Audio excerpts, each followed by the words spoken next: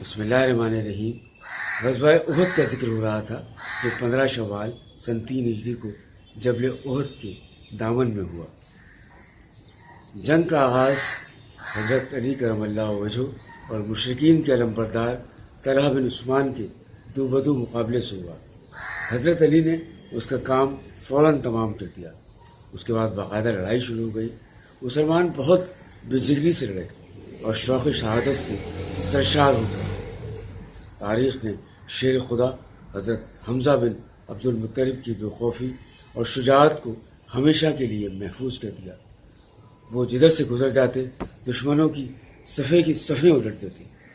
ان کے سامنے سے بڑے بڑے بہادر اس طرح بکھر جاتے جیسے تیز آندھی میں پتے اڑ رہے ہوں۔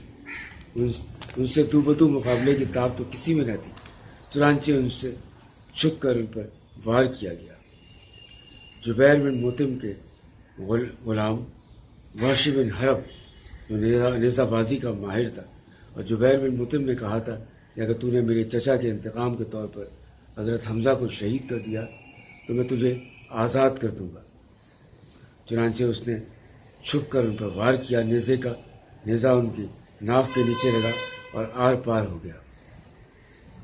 اس نے یہ خبر جا کر اپنے آقا کے علاوہ ہند بن عتبہ کو بھی سنائی جو ابو سفیان کی بیوی تھی، اور وہ بھی حضرت حمزہ سے انتقام لینا چاہتی تھی۔